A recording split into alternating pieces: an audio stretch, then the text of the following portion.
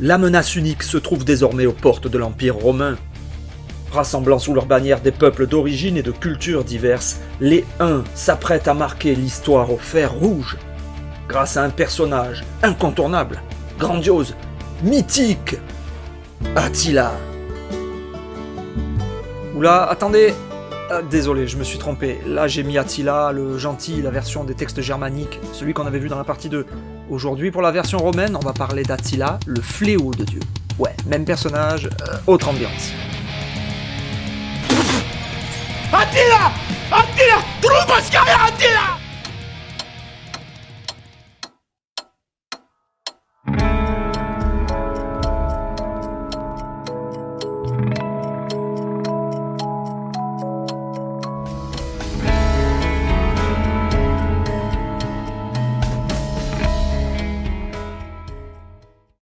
Attila est né dans la région du Danube, sans aucune certitude sur l'année, certains parlent de 395 qui est précisément l'année de la mort de l'empereur Théodose et de l'acte définitif de la division administrative de l'Empire romain d'est en ouest. Il est le fils de Munduk et donc neveu de Rouga, le roi, si on peut dire, des Huns. Désormais plus fermement établis en Europe de l'Est, les Huns continuent à obtenir des subsides de la part de l'empereur d'Orient, notamment au travers du mercenariat. Autour de 440, il s'installe plus fixement encore en Pannonie, une province romaine correspondant à une bonne partie de l'actuelle Hongrie. À la mort de Rouga, le pouvoir est réparti entre Attila et son frère Bleda, qui meurt entre 444 et 445, peut-être assassiné par son frère, peut-être lors d'un accident de chasse, va savoir. Bien que unique leader unique, ouais c'est ça, Attila se considérait lui-même comme un chef de guerre, mais n'a jamais revendiqué de titre de roi, même si les Romains le désignaient ainsi. Encore moins d'empereur. Donc, si on parle d'empire des Huns, car c'est particulièrement adapté pour désigner leur mode d'expansion et leur organisation sociétale, il ne s'agit pas d'un empire à proprement parler, car par définition, pour un empire, il faut un empereur. Alors on doit plutôt parler d'une confédération de peuples. On doit faire la même remarque pour les Xiongnu qu'on avait vu dans la première partie. Ainsi, sous Attila, cette confédération unique atteint son apogée et vient maintenant marcher sur les pieds du géant romain. Et autant dire que ces deux-là sont complètement opposés, tant pour leurs organisations politiques, sociales, militaires ou économiques. Quoique, pour le volet militaire, on a déjà évoqué la structure de l'armée unique, mobile et basée sur la cavalerie, mais 100 ans de conquête l'ont fait beaucoup évoluer. Des troupes fédérées d'infanterie et même des armes de siège ont été largement intégrées. Les écrits romains montrent d'ailleurs une grande surprise de voir les Huns organiser le siège de certaines places fortes, alors que jusqu'ici les nomades n'étaient pas du tout rodés pour ce genre d'opération. Leur armée est devenue plus complète, mais finalement plus conventionnelle par la même occasion. De son côté, l'armée romaine est l'une des plus perfectionnées de l'époque, aussi bien dans son fonctionnement que dans sa maîtrise technologique. Depuis le début du 5e siècle, sa structure a considérablement évolué. Les incursions des différents peuples germaniques, tantôt ennemis, tantôt fédérés selon leur intérêt, l'ont transfiguré. L'armée romaine s'est vue obligée de recruter en masse, autant pour continuer à défendre des frontières immenses de plus en plus menacées, que pour contre-attaquer des intrusions de plus en plus nombreuses. Ainsi, de très nombreux Germains ont été massivement intégrés à l'armée romaine, sous différentes formes, soit en tant que soldats liés au service militaire, soit en tant qu'unité étrangère sous commandement romain, ou simplement comme armée autonome alliée. Mais comme on l'a dit, c'est surtout le commandement de l'armée qui a changé, car presque tous les généraux romains d'Occident sont francs, goths, vandales ou autres. De plus, l'emploi de mercenaires Huns dans les rangs romains s'étant généralisé depuis des décennies, ils connaissent à présent leurs méthodes et leurs spécificités. Mieux, l'influence unique se ressent dans l'évolution de l'équipement de la cavalerie romaine, voire carrément sur une partie de sa stratégie militaire. Le rapport de force s'est donc fortement réduit et les Huns ne bénéficient plus de l'effet de surprise. Pour le reste, tout est différent. Les empires romains ont une administration très structurée et omniprésente. Pour eux, elle symbolise même la marque de différence entre les civilisés dont toute activité est régie par des lois et les barbares qui n'obéissent qu'à la loi du plus fort. Et clairement, là où la justice romaine est encadrée par des lois écrites, les Huns rendent justice eux-mêmes. Parmi les crimes méritant la mort par empalement le plus souvent, on compte principalement la trahison ou le vol, et comme on l'a déjà évoqué, les cultes religieux comportaient probablement des sacrifices rituels. Autre fossé culturel, les cités sont le cœur de la civilisation et de la culture romaine. C'est l'autre caractéristique qui, pour eux, les différencie des barbares. Là où les Huns préfèrent se déplacer au gré des besoins, chaque cité romaine a sa relative autonomie administrative, ses bâtiments publics, théâtres, cirques, thermes, indissociables du concept de cité romaine. A l'inverse, dans la culture des steppes, ce sont les peuples soumis qui vivent en ville, les sédentaires, inféodés aux guerriers nomades, ou plutôt semi-nomades. Car depuis les Xiongnu jusqu'à la capitale établie par les Huns en Pannonie, ils gardent tout de même des lieux fixes où s'établir régulièrement. En revanche, les cités romaines, dans leur fondement, sont le moteur de l'économie. Et l'économie, voilà encore un point de divergence totale. En effet, malgré leur attrait pour l'or, les Huns ne battent pas de monnaie. D'ailleurs, les pièces qu'ils amassent sont en grande partie fondues pour fabriquer bijoux, parures et objets divers avec beaucoup de talent. La seule exception est constatée en 450, quand Attila fait frapper des pièces pour payer plusieurs groupes germaniques, et donc maintenir leur alliance. Ces pièces ne sont pas à son effigie, mais des imitations de monnaie romaine. C'est très révélateur. En fait, dans l'Empire unique, tout le prestige passe par les biens matériels, le bling-bling. On constate surtout que toute la richesse des Huns dépendait de leurs riches voisins, sans qu'ils n'auraient jamais pu rassembler autant de peuples différents avec le projet de s'enrichir au détriment d'une cible commune. Le système est simple, on envoie une ambassade réclamer un tribut annuel, et en cas de non-paiement, les Huns viennent se servir directement, massacrant au passage une partie des habitants. Du racket. Heureusement que le monde a évolué. Que de nos jours, un État ne pourrait pas imposer à un autre des sanctions économiques, ou l'attaquer juste pour s'accaparer des ressources. On est tellement plus évolué.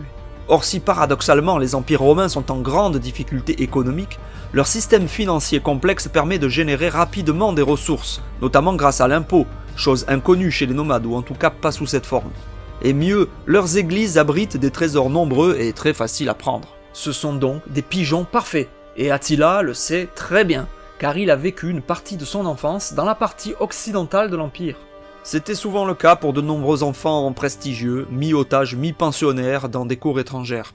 Ses talents sur la scène diplomatique vont faire de lui le plus célèbre des siens et le véritable cauchemar des Romains, d'Orient et d'Occident. On va évoquer ses actions assez rapidement. Pour plus de détails, je vous recommande l'excellent résumé du collègue d'Hérodote, la chaîne Histoire. Le lien vers sa chaîne est en description. À l'est, Attila commence par malmener les provinces romaines des Balkans, puis à l'ouest, il entreprend l'invasion de la Gaule romaine. Refroidi au champ catalonique par son grand rival et supposé ami d'enfance le général romain Aetius, il se replie, puis l'année suivante entame le même projet en Italie, ne se retirant qu'après avoir dévasté une partie de la plaine du Pô. En fait, il est probablement contraint de se retirer en Pannonie car son armée subit une épidémie. D'ailleurs, il semble que la peste de Justinien, qui frappera le monde au siècle suivant, soit d'origine unique. En effet, une forme basique de la maladie a été identifiée sur des restes archéologiques datant du IIIe siècle. Bref, on n'a rien inventé.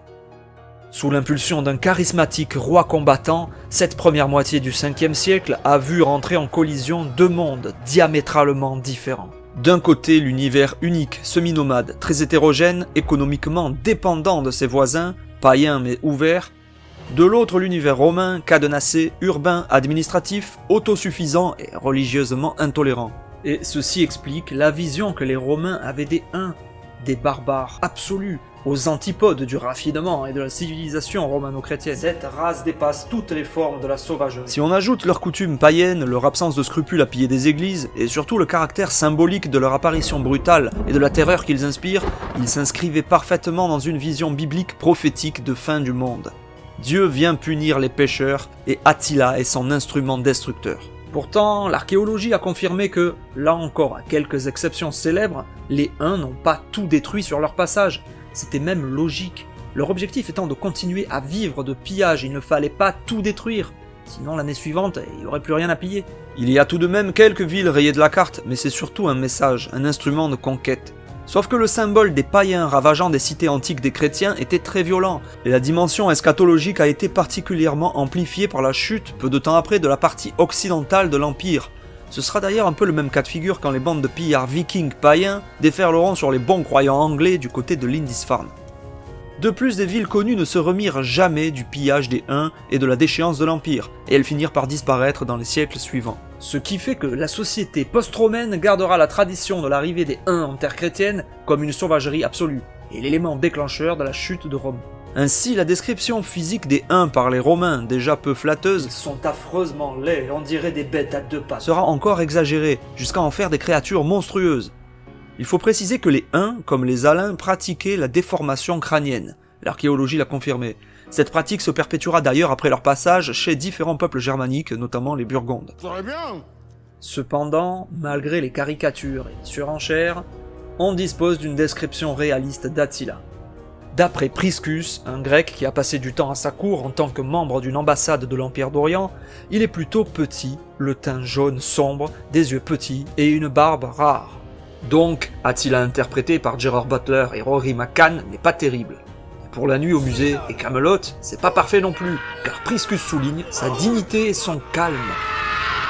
Ainsi, cette description validerait une apparence asiatique de la classe royale ou dirigeante unique d'origine plus ancienne, ce qui collerait bien avec les seulement 20 à 25% des Huns d'Europe ayant des caractéristiques asiatiques qu'on avait évoquées en partie 1.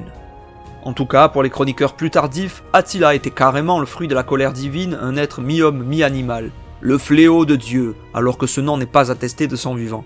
C'est aussi du Moyen-Âge qu'on hérite du célèbre adage, le cauchemar de tous les vendeurs de produits désherbants, là où il passe, l'herbe ne repousse pas.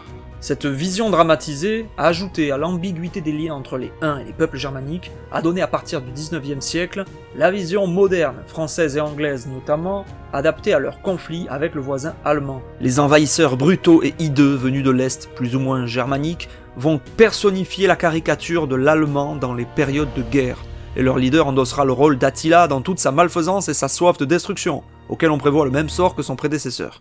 Oui, car juste après son invasion avortée de l'Italie, en 453, Attila meurt subitement, là encore sans que les raisons soient véritablement connues. Et sa mort va entraîner la fin de la civilisation unique d'une manière assez incroyable. Mais ça, suite et fin au prochain épisode.